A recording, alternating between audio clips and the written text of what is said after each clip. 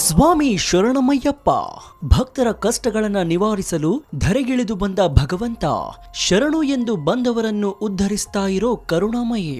ಒಬ್ರಲ್ಲ ಇಬ್ರಲ್ಲ, ಸಂಕ್ರಾಂತಿ ಬಂತು ಅಂದ್ರೆ ಸಾಕು ಲಕ್ಷ ಮಂದಿ ಶಬರಿಮಲೆಯತ್ತ ಧಾವಿಸಿ ಬಿಡ್ತಾರೆ. ಶರಣು ಅಯ್ಯಪ್ಪ ಅಂತ ಶಬರಿಮಲೆಯತ್ತ ಹೆಜ್ಜೆ ಹಾಕ್ತಾರೆ. ಅಯ್ಯಪ್ಪನ ನಾಮಸ್ಮರಣೆ ಮಾಡಿದ್ರೆ ಕಾಲಿಗೆ ಚುಚ್ಚೋ ಕಲ್ಲು ಮುಳ್ಳುಗಳು ಲೆಕ್ಕಕ್ಕೆ ಬರೋದಿಲ್ಲ. ಬರಿಗಾಲಿನಲ್ಲಿ ಭಕ್ತರು ಹೆಜ್ಜೆ ಹಾಕಿದ್ರೂ ನೋವಿನ ಅನುಭವವೇ ಆಗೋದಿಲ್ಲ. ಯಾಕಂದ್ರೆ ಭಕ್ತರನ್ನು ಸಂಪೂರ್ಣವಾಗಿ ಆವರಿಸಿರ್ತಾನೆ ಭಗವಂತ. ಶಬರಿಮಲೆಯಲ್ಲಿ ಇಂದಿಗೂ ವಿಸ್ಮಯ ನಡೀತಾ ಇದ್ಯಾ? ಅಯ್ಯಪ್ಪ ಸ್ವಾಮಿ ಪ್ರತಿ ವರ್ಷ ಅಲ್ಲಿ ಬಂದು ಹೋಗ್ತಿದ್ದಾನ. ಮಕರ ಜ್ಯೋತಿಯ ಹಿಂದಿದೆಯಾ ನಂಬಲಾಗದ ಸತ್ಯ. ಗರುಡ ಅಯ್ಯಪ್ಪನ ಆಭರಣಗಳನ್ನ ಕಾಯ್ತಿದ್ದಾನ. ಹಾಗಾದ್ರೆ ಶಬರಿಮಲೆಯ ಹಿಂದಿನ ರೋಚಕ ರಹಸ್ಯವಾದ್ರೂ ಏನು? ಅಷ್ಟೇ ಅಲ್ಲದೆ ಅಯ್ಯಪ್ಪನ ಆಭರಣಗಳನ್ನ ಕಾಯುತ್ತಿರುವ ಗರುಡ ಪವಾಡದ ಎಲ್ಲಾ ಇಂಚಿಂಚು ಮಾಹಿತಿಯನ್ನ ಇವತ್ತಿನ ಈ ವಿಡಿಯೋದಲ್ಲಿ ಎಕ್ಸ್ಪ್ಲೋರ್ ಮಾಡ್ತೀವಿ. ವಿಡಿಯೋ ತುಂಬಾ ಇಂಟ್ರೆಸ್ಟಿಂಗ್ ಆಗಿರುತ್ತೆ, ಪೂರ್ತಿಯಾಗಿ ನೋಡಿ. ಈ ಮಾಹಿತಿಗಳನ್ನೆಲ್ಲ ತುಂಬಾ ಕಷ್ಟಪಟ್ಟು ನಿಮಗೆ ತಿಳಿಸೋದಕ್ಕೆ ಒಂದು ಪ್ರಯತ್ನವನ್ನ ಮಾಡಿದ್ದೀನಿ. ನನ್ನ ಈ ಶ್ರಮಕ್ಕೆ ನಿಮ್ಮಿಂದ ಬಯಸೋದು ಕೇವಲ ಒಂದೇ ಒಂದು ಮೆಚ್ಚುಗೆ, ಅಂದ್ರೆ ಲೈಕ್ ಮಾತ್ರ. ಕೊಟ್ರ ಲೈಕ್ ಜೊತೆಗೆ ನೀವೇನಾದ್ರೂ ಅಯ್ಯಪ್ಪನ ಭಕ್ತರಾಗಿದ್ರೆ ಶರಣಂ ಅಯ್ಯಪ್ಪ ಅಂತ ಕಮೆಂಟ್ ಮಾಡಿ. ಹಾಗೂ ಮಕರ ಜ್ಯೋತಿ ನಿಜಾನ ಸುಳ್ಳ ಅಂತ ನಿಮ್ಮ ಅನಿಸಿಕೆ ಏನು ಅಂತ ಕೂಡ ಕಮೆಂಟ್ ಮಾಡಿ. ಸೊ ಇನ್ಯಾಕ್ ತಡ, ಬನ್ನಿ ಸುದ್ದಿ ಜಾಲದೊಳಗೆ ಹೋಗೋಣ. ಭಕ್ತರಿಗೆ ಅಯ್ಯಪ್ಪನ ಮೇಲೆ ಯಾಕಿಷ್ಟು ಪ್ರೀತಿ, ಯಾಕಿಷ್ಟು ನಂಬಿಕೆ, ಯಾಕಿಷ್ಟು ವಿಶ್ವಾಸ? ಲೆಕ್ಕವೇ ಇಲ್ಲದಷ್ಟು ಮಂದಿ ಅಯ್ಯಪ್ಪನ ಸನ್ನಿಧಾನಕ್ಕೆ ಸಾಗರೋಪಾದಿಯಲ್ಲಿ ಬರ್ತಿದ್ದಾರಲ್ಲ, ಇದರ ಹಿಂದಿನ ಮರ್ಮವೇನು? ಈ ಪ್ರಶ್ನೆ ಹಲವರನ್ನ ಕಾಡಿದ್ದೂ ಇದೆ. ಈ ಪ್ರಶ್ನೆಗೆ ಉತ್ತರ ಹುಡುಕ್ತಾ ಹೋದ್ರೆ ಅಚ್ಚರಿಯ ವಿಷಯ ಹೊರಬೀಳುತ್ತೆ. ಶಬರಿಮಲೆಯಲ್ಲಿ ಅಯ್ಯಪ್ಪ ಓಡಾಡ್ತಿದ್ದಾನಂತೆ.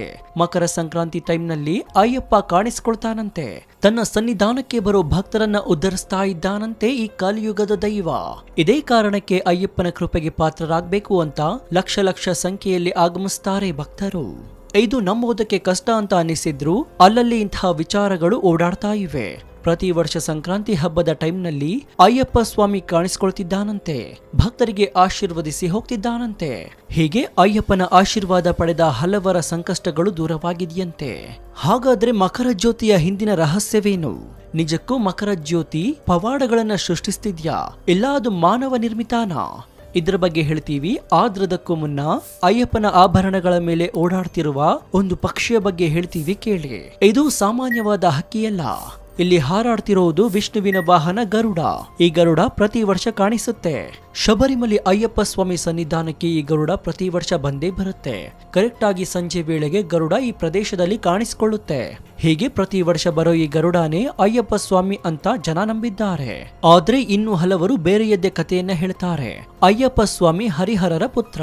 ಹೀಗಾಗಿ ಮಕರ ಸಂಕ್ರಾಂತಿ ಟೈಮ್ನಲ್ಲಿ ಅಯ್ಯಪ್ಪನ ಆಭರಣಗಳ ರಕ್ಷಣೆಗೆ ಹರಿಯೇ ತನ್ನ ವಾಹನ ಗರುಡವನ್ನ ಕಳಿಸ್ತಾನೆ ಅನ್ನೋ ನಂಬಿಕೆ ಕೂಡ ಇದೆ. ಇದರಲ್ಲಿ ಯಾವುದು ಸತ್ಯ ಯಾವುದು ಮಿಥ್ಯಾ ಅನ್ನೋದು ಒಂದು ಕಡೆ ಇರಲಿ, ಆದ್ರೆ ಪ್ರತಿ ವರ್ಷ ಈ ನೆಲದಲ್ಲಿ ಗರುಡ ಪ್ರತ್ಯಕ್ಷನಾಗ್ತಾನೆ ಇದೆ. ಇದು ನಿಜಕ್ಕೂ ವಿಸ್ಮಯ ಅಂತಂದ್ರೆ ತಪ್ಪಾಗ್ಲಿಕ್ಕಿಲ್ಲ. ಅಯ್ಯಪ್ಪ ಗರುಡನಾಗಿ ಶಬರಿಮಲೆಗೆ ಬರ್ತಾನೆ, ಭಕ್ತರನ್ನ ಆಶೀರ್ವದಿಸ್ತಾನೆ. ಶರಣಂ ಅಯ್ಯಪ್ಪ ಅಂತ ತನ್ನ ಜಪ ಮಾಡುವ ಭಕ್ತರನ್ನ ಉದ್ಧರಿಸ್ತಾನೆ. ಇದರ ನಡುವಲ್ಲೇ ಮತ್ತೊಂದು ಅಚ್ಚರಿ ಇದೆ. ಅದೇ ಇಲ್ಲಿ ಕಾಣಿಸಿಕೊಳ್ಳೋ ವಿಸ್ಮಯಕಾರಿ ಮಕರ ಜ್ಯೋತಿ. ಇದು ಪೊನ್ನಮಲಮೇಡು ಬೆಟ್ಟ. ಈ ಬೆಟ್ಟದಲ್ಲಿ ಮಕರ ಸಂಕ್ರಾಂತಿ ದಿನ ಅಂದ್ರೆ ಪ್ರತಿ ವರ್ಷ ಜನವರಿ 14 ಅಥವಾ 15ನೇ ತಾರೀಕು ಮಕರ ಜ್ಯೋತಿ ಕಾಣಿಸಿಕೊಳ್ಳುತ್ತೆ. ಇದು ಅಯ್ಯಪ್ಪನ ಲೀಲೆ ಅಂತಲೇ ಎಂದಿಗೂ ಎಲ್ಲರೂ ಭಾವಿಸಿದ್ದಾರೆ. ಆದ್ರೆ ಮಕರ ಜ್ಯೋತಿಯ ಹಿಂದಿನ ಅಸಲಿ ಸತ್ಯ ಬೇರೆಯದ್ದೇ ಇದೆ. ಪೊನ್ನಮಲಮೇಡು ಅನ್ನೋ ಈ ಬೆಟ್ಟದಲ್ಲಿ ಕಾಣಿಸಿಕೊಳ್ಳೋ ಬೆಳಕು ದೇವರ ಸ್ವರೂಪ ಅಂತಲೇ ಎಲ್ಲರೂ ಭಾವಿಸಿದ್ದಾರೆ. ಆದ್ರೆ ಅದು ಮಾನವ ನಿರ್ಮಿತ ಬೆಳಕು. ಭಕ್ತರನ್ನ ಸೆಳೆಯಲು ದೇವಸ್ಥಾನದ ಆಡಳಿತ ಮಂಡಳಿಯೇ ಈ ಬೆಳಕನ್ನ ಸೃಷ್ಟಿ ಮಾಡ್ತಾ ಇದೆ. ಆದ್ರೆ ಇದು ಬಹುತೇಕರಿಗೆ ಗೊತ್ತೇ ಇರಲಿಲ್ಲ. ಈ ಬಗ್ಗೆ ಅನುಮಾನಗೊಂಡ ಕೆಲವರು ಬೆಟ್ಟವನ್ನ ಪರಿಶೀಲಿಸಿದಾಗ ಅಲ್ಲಿ ಕರ್ಪೂರ ಮತ್ತಿತರ ಸಾಮಗ್ರಿಗಳು ಪತ್ತೆಯಾಗಿದ್ವು. ಈ ಪ್ರಕರಣ ಕೋರ್ಟ್ ಮುಂದೆ ಹೋದಾಗ ಅಸಲಿ ಬಣ್ಣ ಬಯಲಾಗಿತ್ತು. ದೇವಸ್ಥಾನದ ಆಡಳಿತ ಮಂಡಳಿ ತಾನೇ ಕೃತಕ ಜ್ಯೋತಿಯನ್ನ ಸೃಷ್ಟಿಸುತ್ತಿತ್ತು ಅನ್ನೋದನ್ನ ಒಪ್ಪಿಕೊಂಡಿದೆ. ಆದ್ರೆ ತಾವು ಯಾಕೆ ಈ ತರ ಮಾಡ್ತಿದ್ದೇವೆ ಅನ್ನೋದಕ್ಕೂ ಸ್ಪಷ್ಟನೆ ನೀಡಿತ್ತು. ಈ ಬೆಟ್ಟದಲ್ಲಿ ಬೆಳಕು ಕಾಣಿಸ್ಕೊಳ್ತಾ ಇದ್ದದ್ದು ನಿಜ.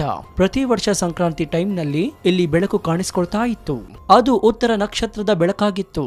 ಆದ್ರೆ ಕಾಲ ಬದಲಾದಂತೆ ಉತ್ತರ ನಕ್ಷತ್ರದ ಬೆಳಕು ಕಣ್ಮರೆಯಾಗ್ತಾ ಹೋಯಿತು.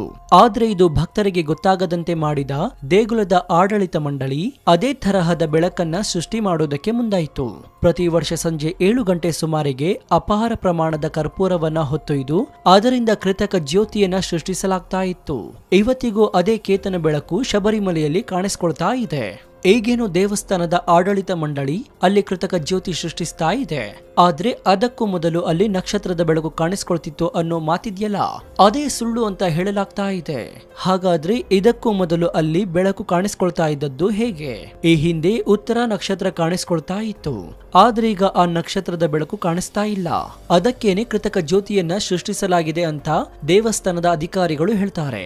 ಆದ್ರೆ ಇದಕ್ಕೂ ಮುನ್ನ ಅಲ್ಲಿ ಕಾಣಿಸ್ಕೊಳ್ತಾ ಇದ್ದದ್ದು ನಕ್ಷತ್ರದ ಬೆಳಕಲ್ಲ, ಅದು ಕಾಡಲ್ಲೇ ಉದ್ಭವಿಸ್ತಾ ಇದ್ದ ಜ್ಯೋತಿ. ಅಂದ್ಹಾಗೆ ಆ ಜ್ಯೋತಿಯನ್ನ ಸೃಷ್ಟಿಸ್ತಾ ಇದ್ದದ್ದು ಇಲ್ಲಿನ ಕಾಡು ಜನಗಳಂತೆ. ಈ ಹಿಂದೆ ಈ ಬೆಟ್ಟದಲ್ಲಿ ಆದಿವಾಸಿಗಳಿದ್ರು, ಅವರಿಗೂ ಅಯ್ಯಪ್ಪನೇ ಸರ್ವಸ್ವನಾಗಿದ್ದ. ಇದೇ ಕಾರಣಕ್ಕೆ ಮಕರ ಜ್ಯೋತಿಯ ದಿನ ಸಂಜೆ 7 ಗಂಟೆ ಸುಮಾರಿಗೆ ಈ ಬೆಟ್ಟದ ಮೇಲಿಂದಲೇ ಅಯ್ಯಪ್ಪನಿಗೆ ಆರತಿ ಎತ್ತಾ ಇದ್ರಂತೆ. ಆ ಆರತಿಯೇ ಜ್ಯೋತಿಯಾಗಿ ಕಾಣಿಸ್ಕೊಳ್ತಾ ಇತ್ತಂತೆ. ಆದ್ರೀಗ ಆದಿವಾಸಿಗಳು ಕಣ್ಮರೆಯಾಗಿದ್ದಾರೆ. ಹೀಗಾಗಿ ಇಲ್ಲಿ ಕಾಣಿಸ್ತಾ ಇದ್ದ ಜ್ಯೋತಿಯೂ ನಿಂತು ಹೋಗಿತ್ತು. ಇದೇ ಕಾರಣಕ್ಕೆ ಆ ಜಾಗದಲ್ಲಿ ಅಂತಹದ್ದೇ ಜ್ಯೋತಿಯನ್ನ ಸೃಷ್ಟಿಸಿದೆ ದೇಗುಲದ ಆಡಳಿತ ಮಂಡಳಿ. ವಿಷಯ ಏನೇ ಇರ್ಲಿ, ಆದ್ರೆ ಅಯ್ಯಪ್ಪನ ದರ್ಶನಕ್ಕೆ ಬರೋ ಜನರ ಸಂಖ್ಯೆ ಮಾತ್ರ ಇಂದಿಗೂ ಕಡಿಮೆಯಾಗ್ತಾ ಇಲ್ಲ. ಶರಣಂ ಅಯ್ಯಪ್ಪ ಅಂತ ಜಪ ಮಾಡ್ತಾ ಶಬರಿಮಲೆಯತ್ತ ಹೆಜ್ಜೆ ಹಾಕ್ತಿರೋರು ಕಡಿಮೆಯಾಗ್ತಿಲ್ಲ. ಇದನ್ನ ನೋಡ್ತಾ ಇದ್ರೇನೆ ಗೊತ್ತಾಗುತ್ತೆ ಅಯ್ಯಪ್ಪನ ಮಹತ್ವ ಎಂಥದ್ದು ಅಂತ.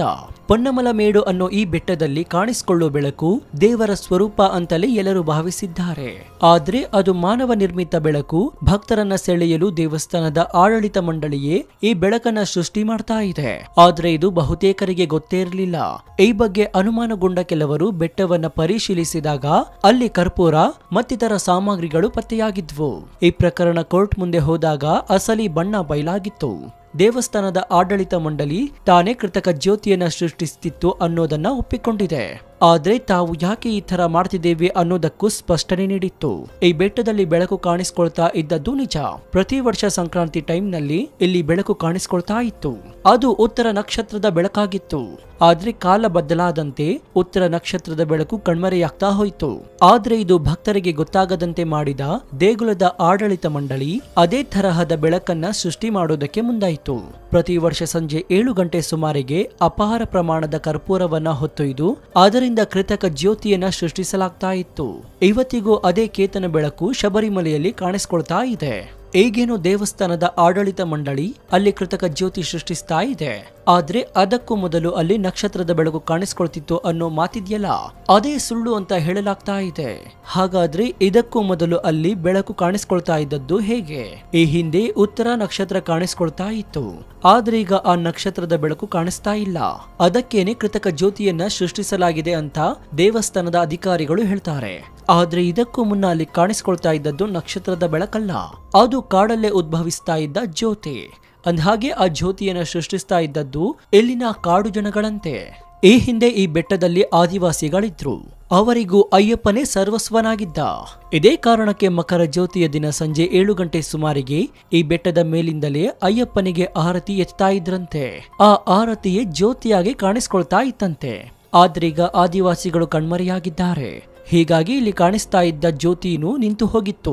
ಇದೇ ಕಾರಣಕ್ಕೆ ಆ ಜಾಗದಲ್ಲಿ ಅಂತಹದ್ದೇ ಜ್ಯೋತಿಯನ್ನ ಸೃಷ್ಟಿಸಿದೆ ದೇಗುಲದ ಆಡಳಿತ ಮಂಡಳಿ. ವಿಷಯ ಏನೇ ಇರ್ಲಿ, ಆದ್ರೆ ಅಯ್ಯಪ್ಪನ ದರ್ಶನಕ್ಕೆ ಬರೋ ಜನರ ಸಂಖ್ಯೆ ಮಾತ್ರ ಇಂದಿಗೂ ಕಡಿಮೆಯಾಗ್ತಾ ಇಲ್ಲ. ಶರಣಂ ಅಯ್ಯಪ್ಪ ಅಂತ ಜಪ ಮಾಡ್ತಾ ಶಬರಿಮಲೆಯತ್ತ ಹೆಜ್ಜೆ ಹಾಕ್ತಿರೋರು ಕಡಿಮೆಯಾಗ್ತಿಲ್ಲ. ಇದನ್ನ ನೋಡ್ತಾ ಇದ್ರೇನೆ ಗೊತ್ತಾಗುತ್ತೆ ಅಯ್ಯಪ್ಪನ ಮಹತ್ವ ಎಂಥದ್ದು ಅಂತ. ಆದ್ರದೇನೇ ಆಗ್ಲಿ, ಶಬರಿಮಲೆಯಲ್ಲಿ ಗರುಡ ರೂಪದಲ್ಲಿ ಮಕರ ಜ್ಯೋತಿಯ ರೂಪದಲ್ಲಿ ಸಾಕ್ಷಾತ್ ಶಬರಿಮಲೆ ಅಯ್ಯಪ್ಪ ಪ್ರತ್ಯಕ್ಷನಾಗ್ತಿದ್ದಾನೆ ಅಂತ ಭಕ್ತರು ನಂಬಿದ್ದಾರೆ. ಅವರ ನಂಬಿಕೆಯಂತೆಯೇ ಅಯ್ಯಪ್ಪನು ಭಕ್ತರನ್ನ ರಕ್ಷಿಸ್ತಾ ಇದ್ದಾನೆ. ನಾವು ಕೊಟ್ಟ ಈ ಮಾಹಿತಿ ನಿಮಗೆ ಇಷ್ಟವಾದಲ್ಲಿ ಒಂದು ಲೈಕ್ ಜೊತೆಗೆ ನಿಮ್ಮ ಅನಿಸಿಕೆ ಏನು ಅಂತ ಕಮೆಂಟ್ ಮೂಲಕ ತಿಳಿಸಿ. ಇದರಿಂದ ನಮಗೆ ಇನ್ನೂ ಹೆಚ್ಚೆಚ್ಚು ವಿಷಯಗಳನ್ನ ನಿಮ್ಮ ಮುಂದೆ ಹಂಚಿಕೊಳ್ಳಲು ಉತ್ಸುಕರಾಗ್ತೀವಿ. ಇನ್ನು ನಮ್ಮ ಚಾನೆಲ್ ನಲ್ಲಿ ಇಂತಹ ಅನೇಕ ಕುತೂಹಲಕಾರಿ ವಿಡಿಯೋಗಳು ಇವೆ, ಅದನ್ನು ನೋಡಿ ಪ್ರೋತ್ಸಾಹಿಸಿ. ಧನ್ಯವಾದ.